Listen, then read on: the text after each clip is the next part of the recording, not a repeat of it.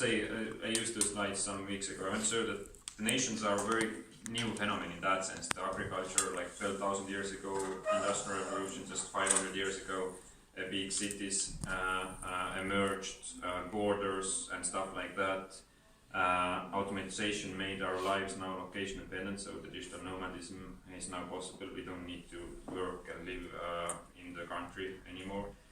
At the same time, then there is question like if nations are becoming more irrelevant to serve those, how do we stay relevant? And I have seen like 10 different phases of technology adoption, what nations can take. And I'll just briefly take through those, how I see that. First is taking digital, which I call it. This is, can I make this somehow down? Into task, close.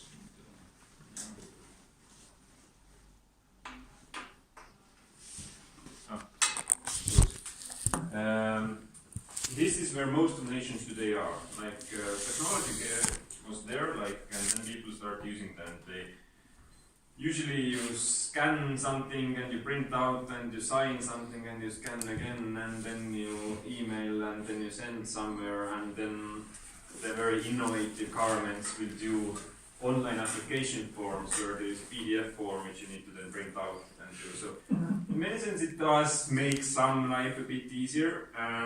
Maybe you need to visit some government agencies a bit less, but basically I don't see this is really making nations digital. It's just trying to use some technology and making it to be digital. This doesn't mean digital. And Estonia was becoming euro independent in 1991, and we somehow managed to skip that phase mostly, so that we didn't have to have those checks and scanners and ink signatures in place. So in many sense, because we are so late with our independence, we somehow managed to skip that. And it's good because we didn't then have these legacy systems in place. Second phase, which there are like 20, 30 nations today already trying to make that happen, is switching to real digital nation. Estonia was here in 2001, 2002. And here we mean then that every person has his digital identity. You manage to log into services and you manage to actually have online application form. Like if you apply for e-residence, there is online application form and you don't need to print out some PDFs and sign and stuff like that. So as you've heard several times, most of our services are digital by now, so you can apply from kindergarten places to declaring taxes, everything on application forms, and it just makes your life convenient. And you digitally sign, and this is a real boost. I remember when I was younger than my father had to travel to Tartu and Tallinn to sign papers, and that seems so ridiculous, just 4 hours to sign one paper. And now last 15, 17 years we haven't had that anymore. And it's difficult to say how much it saves, because there is some rumor it's 2% GDP, but it's not real academic studies. Phase 3 is what most nations don't even consider it is actually becoming efficient. The screenshot of our data exchange, which is called X-Show, means that if I log into one system, I don't need to go to other systems to get some paperwork. So what government usually means? Government means that you need, if you want to build some house, you need some licenses to build a house. You need license to make some groundwork. You need license to what color the house can be. You need license that you have electricity, right? Like everything governments require you to do something, And usually what it means that whether it's healthcare, you need health check, whether it's right, you need to go to different embassies, different agencies, different offices, get some papers and do that. And even if they are like digital, it doesn't like make your life convenient. Then you need to go to different digital services and start like applying all of that. So this basic thing is that once the data is already in government, kind of, about my healthcare records, my taxation, my income, you don't need to go yourself and ask that. You just allow that, let's say the tax office is here. The tax office to get access, what property you own, how many cars you own, what's your salary, how old you are. You allow the tax office to get all the information for you, and it does the tax declaration for you, and you just need to sign when you have declared the taxes. So machine-to-machine kind of operational efficiency makes our lives really convenient, and that means that there is this data once principle that the government can't ask the data again. It's not perfect yet, but at least it's mostly functioning. That once the data is there, it doesn't need to ask, and that goes to every sphere. All of that is decentralized, so you can't kind of attack that. So this is one core thing most nations started to do. Like, we have billions of dollars, let's do like massive database. We collect all data of all our citizens. And this is like why it all went wrong, because the Big Brother effect, the misuse of data, the risks, everything involved there made people not to trust their governments ever again, kind of. Because you can take those data from religion-based views, who are your citizens, you can manipulate them, you can affect them politically, and it's very dangerous. So here everything is encrypted so that no person who doesn't have right to access that can't access your data. It's all encrypted. Even if they access, I can only decrypt them with my card. And of course, police, for example, has access about your driving license and your car stuff, but then you see that from the record who has access, because each of that link leaves a record or timestamp on our structure, and then we can see who has. This gives the visibility. It's not that police can still check my data, but then at least I can see and ask, why did you check my data? And if the police didn't have a reason, then it's a criminal case. And this really helps build this trust between citizens and makes it efficient. So I think this is one of the core things which is easy in many sense, because it's just data exchange, but that just data exchange really makes the difference, which usually governments don't want to deal with.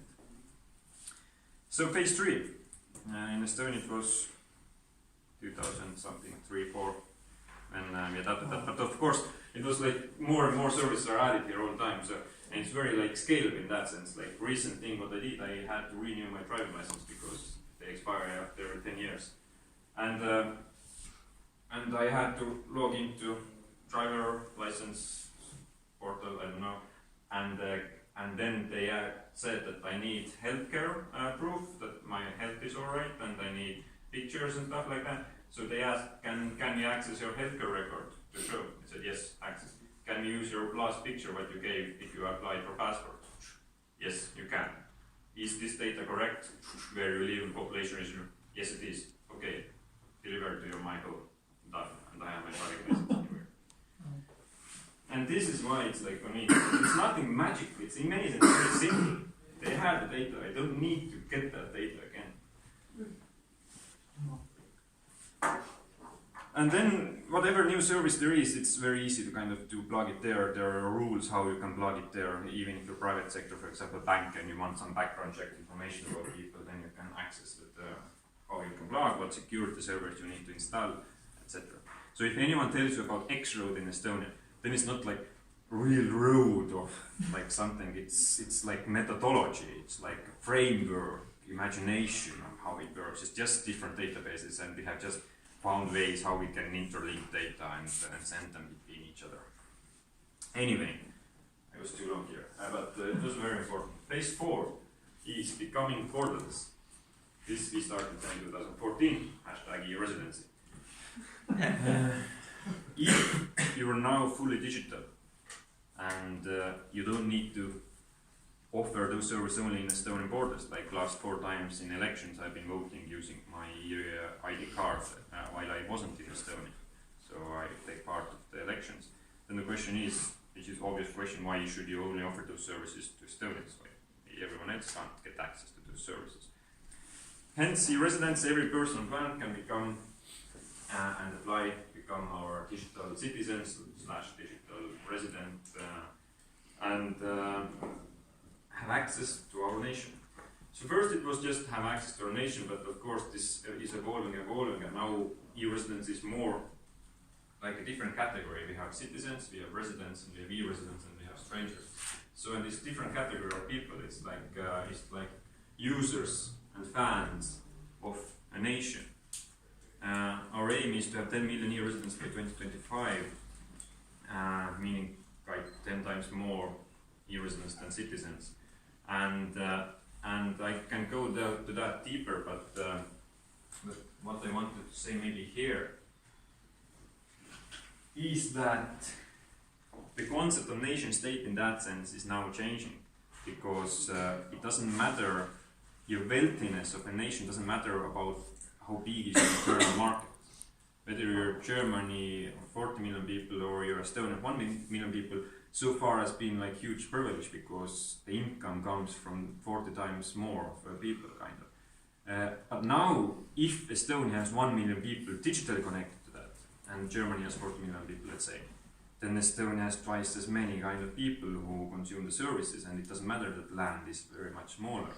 So the wealthiness of your nation starts to more matter how many users you have internationally, not how many citizens you have or residents you have. And this makes also smaller nations much more competitive. It makes emerging nations much more competitive, because Germans, France, UK, US have very much more difficult to become borderless than emerging nations, whether it's Middle East, Africa, or Latin America. So I see that a lot of positive emerge, and now we have already 2-3 countries, Azerbaijan and Kazakhstan, launched their residencies, and we know some other countries in Asia, including Japan and Singapore, and in Europe, launching their residencies in coming years. So basically, in coming years, you can be e-resident of 10 different nations, choosing different services from different nations. Whoever offers the best, you will subscribe to. If you don't like, you will unsubscribe. You will take another nation. Nations becoming kind of competitive, and hence they need to improve their UX, they improve their services. So next time when you go to some nation and there is a border guard, then instead of like this angry, usually in Estonia there are old woman who stares at you and asks questions who makes you inconvenient, there is the same woman maybe smiling at you and welcoming you to a nation and offering you to become digital citizen, and how great service you have. So the talent attraction, each nation tries to get you the most talented people to connect it to them, because you can help to bring revenue to the nation. It's becoming more and more like thing, and the monopoly situation of nations then will be gone. And nations, if they suck with their services, they can just lose their own citizens, and one day they can't offer that. When will you say that that situation will become a reality? I think at the moment we're like we are the hype core. We are something like here with e-residents. Like the hype has been there a few years. Hype has been there for a few years. Yeah. And now there's still people like realizing, oh, I can't do everything with that. It's just, I don't know, business environment, and then comes another service, and then another country comes with some services. So I think 2 years, 4 years, 8 years, people start to understand that this is the only way. Things take time, like usual technology, people look, like what's the sentence, overestimate the short term and underestimate the long term. So here also like those things, like the extra, the ID card, it's like 17, 18 years ago what Estonia has done. Now, last few years, things are really working. So the adoption of technology really takes time. It's like you are, in a sense, enabling a formalization of a market of nations. Yeah, exactly, yeah. How do you see Estonian e-residency competing with other nations then? I think that each nation has its own benefits today, and like with startups, you usually do that startup where are your strengths in your team, and each nation has its own strength. Estonia's strength is to serve micro companies. 95% of Estonian companies are up to 2-3 person companies. So last 20 years, Estonia has developed the platform to serve those 1-2 member companies. Like that's why it was easier for us to open that and offer that e-residence if you're a micro company, nomad, expat, like startup, to have those services. Other nations, if Switzerland comes with their e-residence, in most probably they would start offering very high value, high-end kind of customers who want to have hundreds of millions invested somewhere or used somewhere, you know. So even inside business environment, there are different segments and different kind of nations can offer different value. But it doesn't have to stay in business environment. I want eventually, at the moment we are building e-residence 2.0, but e-residence 3.0 I think goes to healthcare, goes to other sectors which we can like make borderless. Why not become the digital hospital of like most of the transactions and things can be done digitally through AI, and we can have e-prescriptions and we can deliver medicine. So there are different ways how nations can offer their service, and each nation kind of needs to find their market and their road. The good thing is that market is huge, and even if Estonia finds a product fit, I don't know, in India, in New Delhi, that would be enough for us to become hugely wealthy.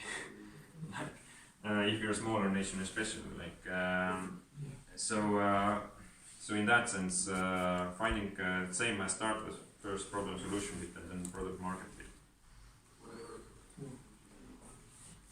Phase 5, moving to clouds. Looks like you. Wow, yeah. Oh my god. It's not you. It has a, yeah, it's a little bit. Meaning that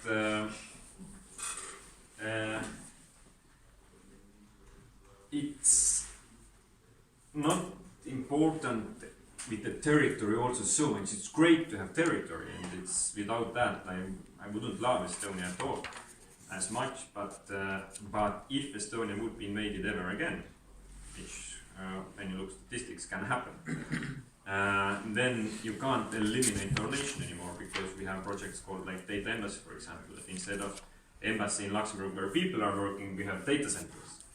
And Luxembourg needs to take whatever measures possible to protect that embassy, because embassy means Estonian regulations and land kind of, and Luxembourg needs to take care. So not only the people but the data there. And not only that the data is all backed up there, but the services are up and running, which is important.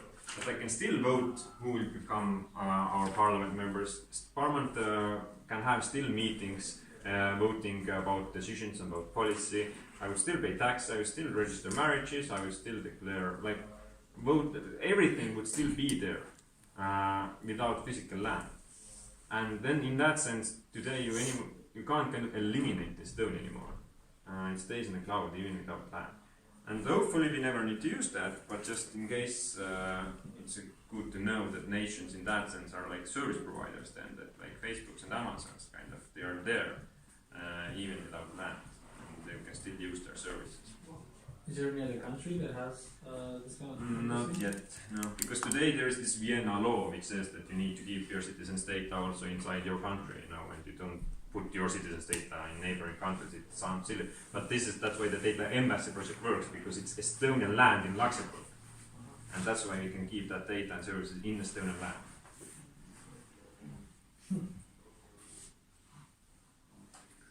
Next phase, which we are not there yet, so in this phase it's more about where we still need to head to. We're a bit, but basically I can see that governments now, once they're borderless digital, they will have their own app stores like Google's and Apple's have, and startups, engineers can actually build nations for them.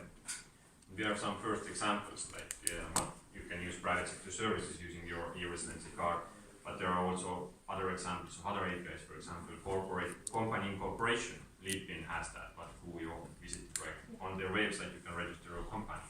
So we don't need to build our own company registration portal. We can give API to Leadpins and they will do it for us. The same we can do with everything else.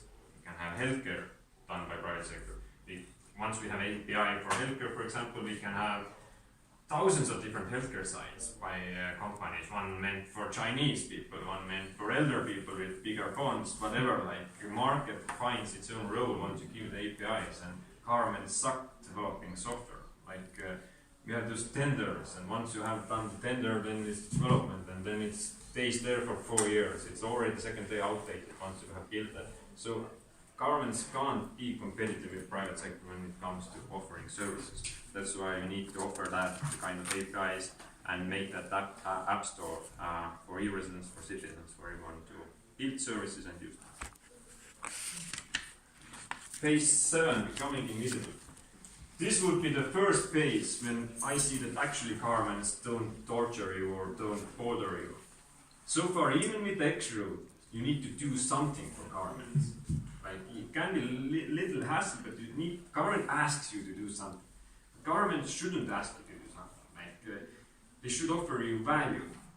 And we don't have vision here. correctly, but I can see that it goes to that direction. If you become 65 years old, you don't need to apply. The old world was you're going to different authorities to ask some paperwork to prove that you're 65, which pensions you want. With the actual world, it's kind of application form where you need to fill and you gather the data and you sign it.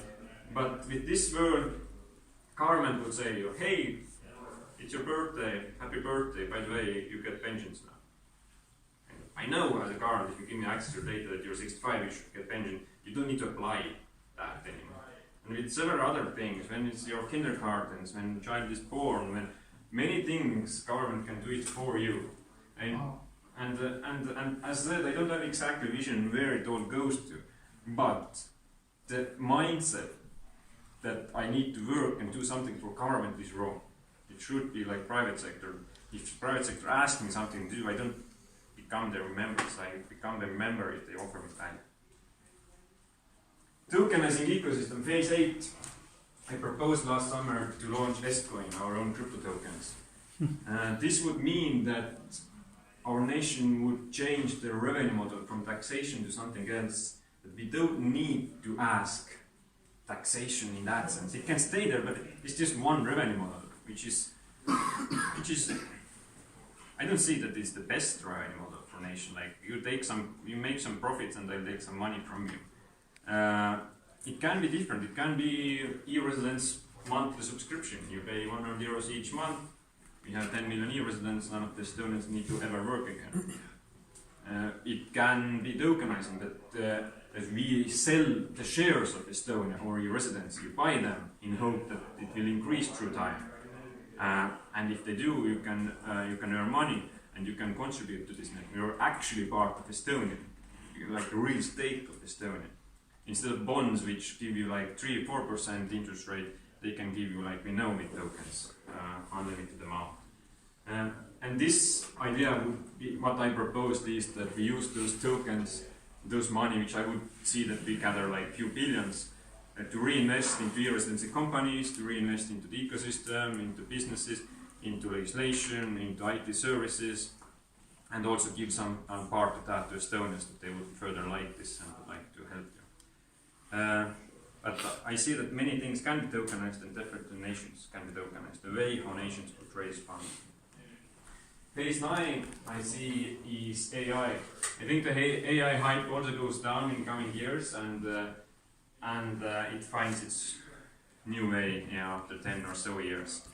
But the thing is that hashtag big data also, that you kind of, government has so much data to leverage on and to help citizens. It could use real-time data about how to lower taxes in Southeast Asia manufacturing region for those companies because of the international trends, and business down there in South Africa changes their role and we need to change here also at the same time. At the moment, most government decisions are like 5 years past. And you can't run a company if you base your decision 5 years. The same way you can't run your nation if your decisions are so outdated. And second thing is that humans do so many mistakes and so many emotional mistakes, so many just not sophisticated mistakes, so many populist mistakes regarding what to do. If we would allow AI those things, every decision making, it would really help us. And I so don't see that at all extreme. Like, we already give AI the power to recommend me what books I will read, what restaurants I visit, also now who should I marry to, which girls to date. Like, AI knows those things more because of all data than usually people do. Same way AI knows the government decisions more than some politicians chosen there. And one day I see that there is this green and red button that yes, this is good decision, implement. But after like 10-15 years, you just click the green button, then eventually you don't need to click it anymore. The AI can just run it. And the nation in that sense can run autonomously. And once this happens, this is like 30, 40, 50 years, whatever, is that we understand that we don't need 150 different nations to build those digital services, AI-based nations. Once there is best AI-based nation, which is borderless, we can offer that to other nations. It doesn't mean that we destroy cultures. The AI can consider cultures and your values, But basically, Estonia and Finland already exchange the data, already have some services in common. The same way we can share this AI nation kind of, which runs our nations and core business. And then we can see more emerging nations. But this is far future, of course. Casper, I gotta say this is awesome because I've been in many conversations where someone, at some point, someone says we will get one final global government for everyone. But it's like I can never see how this will might play out, and you just face by face. And global governance, because of science fiction and stuff, it is like the first image is very bad, like someone is carrying us. But it's up to us how do we kind of build that, and we subscribe to better nations who have better values, and I still believe that the better nations will win. Of course, the Chinese and North Korean model of digitalizing surveillance of their citizens, there will be those parts also, but yeah, I believe that we don't need to be afraid of those digital, more powerful nations. I am personally more afraid of private sector who have motivations only regarding shareholder value mostly. And if there won't be those big powerful AIs where you can subscribe, which would be based on nations, not only Googles and Apples and Amazons, then I'm afraid. Because I love regulations in that sense, of course smart regulation. Today regulation network doesn't work, and that's why we are too critical about regulation. But they're already like Facebooks in some countries so powerful that you can read only media through Facebook, you can read everything through Facebook. Facebook gives you this media who pays you more. So eventually there are 3-4 companies who give you content. And eventually now there is in one nation, one company who gives you content what all the nation is reading every day. And this is based only on money, who pays it? So there is no net neutrality, no like real objective view of what the world looks like. And that's why I hope that there will be those AI-based nations and digital nations where offer also value and who, we don't lose this game. At the moment, it still can go all the way. I was reading, I didn't finish, an article, very mind-blowing article by an interview to Tallinn. Yeah, Tallinn. Yeah. Yes, and he was talking about the moment where, or the risk in the future of AI, the super intelligence of AI, and the risk because they will have different incentives than our well-being. Exactly, So in that phase, it's probably in phase 9, maybe. So maybe the risk is not so much governments or private companies, but the super intelligence of the machine. Jan Tallinn is there. If you have read any AI books, there are like 3-4 now, most famous, and Jan Tallinn is part of those discussions. And the problem there is indeed that AI is just technology, but then say what matters is the values of what we want. And the crazy thing is that we need to know what we would like to like. Yeah, it's very meta, but the point is that as we can now start manipulating who we are also and what do we like, we can manipulate our DNA, we can fix diseases before we were born. We can manipulate also how happy we want to be, we can manipulate what do we want to want. But we don't have direction. What matters is the nature, is the I don't know, what should we be, what do we want? And the AI, to build an AI, unique kind of values-based system in the world, where it all should go, what it should value.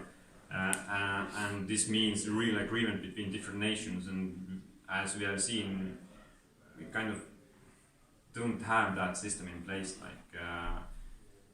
in the UN level, in the EU level sometimes works, but EU is best example, where value-based, I think, gathering actually works a bit. But still, when it comes to AI and this development is so rapid, we need to know where we want to go, and together with this also, and we don't know today. And if we don't know, then it just happens randomly. And we don't want that, because then it can go very ugly, kind of, and one day it's too late to kind of stop it. Have you ever talked to Vitalik Buterin about it? Yeah, he's visited me also here 2-3 years ago when Ether wasn't so hot yet.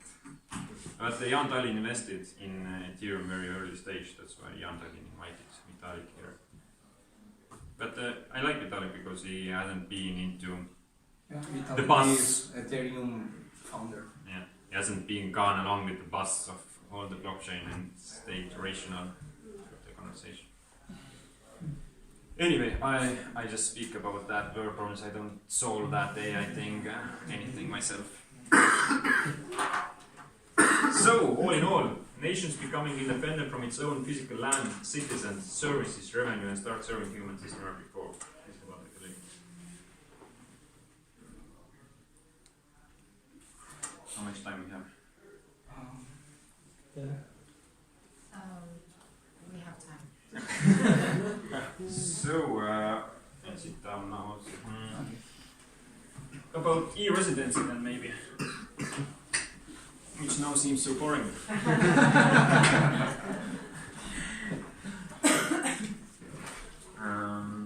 Have you ever thought about how the kind of digital citizenship could manifest itself negatively in times of conflict in a physical realm? So, for example, Russian hacking US. Yeah. If there's a Russian e-resident in the US one day in the future, will they be ostracized? Yeah. From That's a the valid others? point. Today we can see that through like different statistics you can see that why wars happen and why they don't happen anymore. One of the biggest factors against wars is economic ties between nations. So once you build railway between two nations, they have economic ties and it's less likely to go to war. Like today, I wouldn't imagine France going to war against Germany. And the same way now, the economic ties and social ties, e-residency can help. If there are hundreds of millions of e-residents who are part of our economy somehow, those citizens really don't want Estonia to be hacked and to be done anything badly. But of course, the negative people, there are cases also. So I see that the positive people and the fans and the business people really have bigger impact than the few negative ones there. And I'm not worried about that. One of the core ideas is about to have an ID, like authentication. How do you see that? Do you use like authentication to this?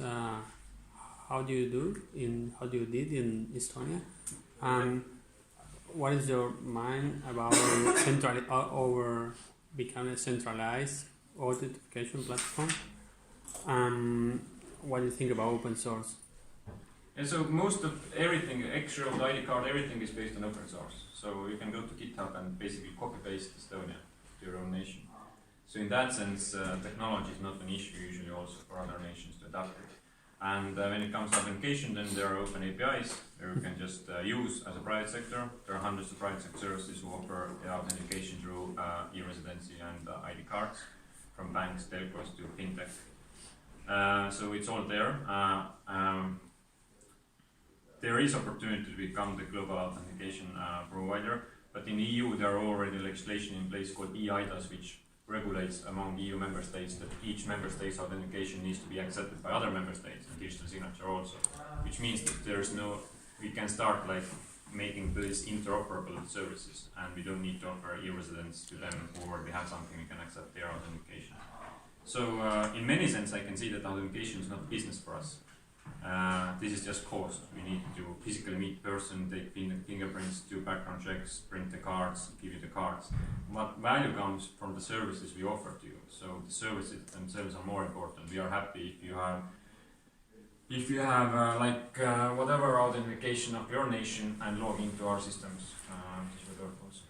How do you think about tracking people, about where they live and where they are, like in-body devices or connected with? In-body devices? Yes. No, it's scary even for me. Okay. I wouldn't touch you. Exoskeletons. Yeah, I even for me it sounds weird to put those in-body things to our dogs, which people do. So I don't know. You can just have belts and stuff, in my opinion. But of course, it's very difficult to put a line. So if I would know that my next child has that disease, and would you like me to modify that DNA to eliminate that, I would say yes. So and now the question is, if around me all the classmates of my children have modified their DNA to be like 50% smarter, more productive than my kid, then my kid will start come to me after 15 years, Dad, why the hell did you make me stupid? And it will be seen other ways. So to put a line where not to interfere with real human flesh, it will be very difficult. I mean only for tracking people where they are and try to connect taxes between countries and how much time people spend in each country.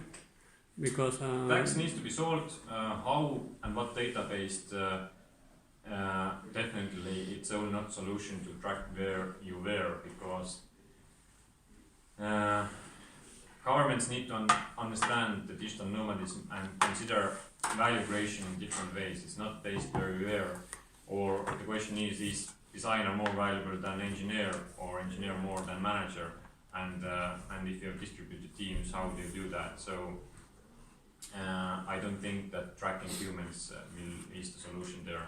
If we want to track, we can track IP addresses where you log in, for example, or where you work, so we don't need to track humans per se, I think. But definitely this is a valid point that somehow nations want taxation as their current business model, and this needs to be shared equally among those who offer you value.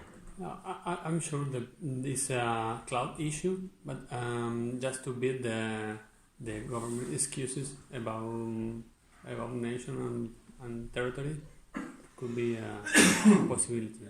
I didn't understand that. I know it's a excuse about nation that say you born in this country, so you live here, so you have to pay taxes here, because it can be like have a company outside and pay taxes in our country, so it's not. But they are still stick to that thought about territory is what nation is. Territory in that sense is important. Like Estonian immigrants shouldn't pay social tax or pensions or those things here, because you don't use our roads, you don't use our healthcare, we don't need to invest in education because your children are not coming here. So in that sense, it's unfair for us to ask that money. That money should go where you actually use the services in nations. But just because this is fairly new thing, this real cross-border thing, then governments haven't managed to keep up the space in that sense that we would love to send money equally to those nations who deserve that, but we don't have mechanisms to do that. The e-visa project that you are discussing right now, I thought... What's the project? Digital nomad. Yes, I thought until yesterday that with that